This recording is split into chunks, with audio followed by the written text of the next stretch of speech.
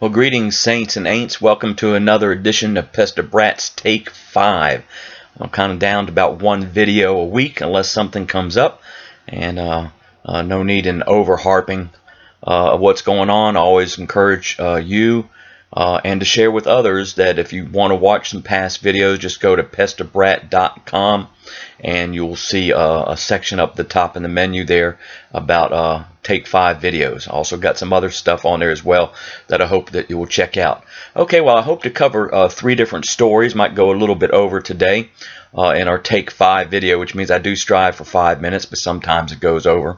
The first one that I want to share with you about is the an article that occurred back in May of this year from Newsmax.com, and it says that NORAD returns to Cheyenne and warns of an EMP attack. Now, if I recall, Newsmax is one of the more well-known and reputable alternative media sources. I know it's not Newsweek, and and I can give that appearance of that, but it's still pretty well known. Now, I will say, to be fair, that there is an article in USA Today that says that this, along with other articles talking about NORAD returning to Cheyenne Mountain, are not true. So again, as you know, we're all just peons, so to speak, and we don't really know.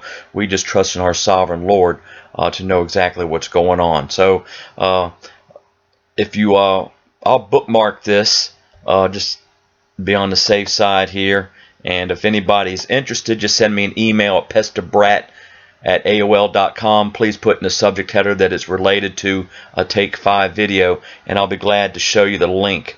There is on my Facebook page, if you're already on Facebook and a Facebook friend, I do already have something about this from a different source.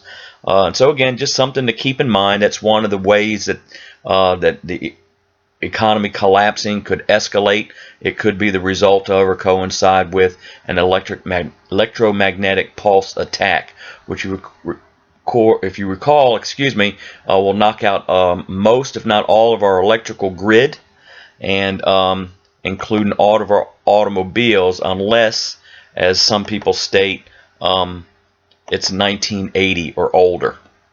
So keep that in mind. So, but whether due to an EMP attack, natural from the sun or from our enemies or not, because the economy could have a major collapse at any time, I do encourage you to prepare as the Lord leads, as you're able, just in case, because again, most people are set up where we would not last too long if we could not get food at the stores, and many people are saying that our food supply would be cut off in a major economic collapse. So I encourage you to do that. So that's one of the things I want to talk about. The other thing I want to talk about, of course, that's been all over the news, is that the shooting in Oregon at that community college. Again, very tragic situation. I know that the conspiracy theories abound. I even shared one meme, I guess, that talks about this woman that looks like she's been at the Aurora situation and the Sandy Hook situation and one other, and then of course the situation in Oregon. So it's one of those situations where, if the conspiracy theory is true about these things being staged, and they're just using actors and so forth. So again, that's between each person and the Lord. But one thing that was a fact is our president did not waste any time to politicize the event. He knew and said that people were going to accuse him of politicizing the event, but our president and his administration are either very stupid or they have an agenda. I mean, come on, folks. We know that bad people do not care about gun control. They do not care about gun-free zones.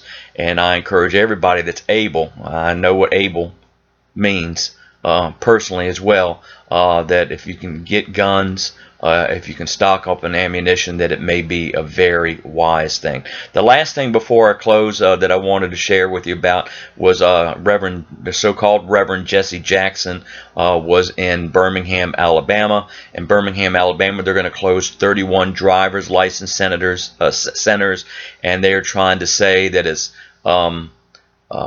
focusing on people that would be affected. I think they're alluding to it affecting the African American community, but more importantly, they're focusing on saying people would not be able to get their voter IDs. That's been easily debunked. People will be able to get voter IDs in numerous ways, and so the state, and any state, has a right to make cuts. Now, I don't necessarily fully agree with closing 31 driver's license centers. I think the state needs to be careful and check themselves, make sure they're not being vindictive because of any tax increases that they may not be able to get, and they need to make the cuts in the right places. There were primary reasons for paying taxes, and they should not be cutting those. They should be cutting all kinds of other programs that the taxes were not intended for.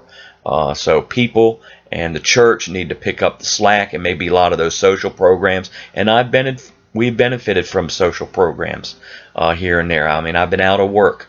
Was out of work for 3.5 months again this time around, and so we had some unemployment benefits coming in, just to name one, but thankfully I do have another full-time job. So I'm over 6 minutes now, but anyway, the other thing I just wanted to say real quick with the situation here is I just find it interesting that they're alluding to taking advantage of the African American community on those driver's license centers being shut down, yet so many African Americans are affected because of affirmative action. And again, I'm against affirmative action. All affirmative action is a form of discrimination. It became a quota system. I've seen it right here in the Birmingham metro area, where cities outside of Birmingham are predominantly not African American, and yet they're predominantly African American workers. Now, I do believe in certain jobs they may be the only ones willing to work those kind of jobs. I do realize that's an issue as well. Same thing with the problem with illegal immigration and only certain type of labor jobs that they're willing to do. So we need to keep those things in mind as well.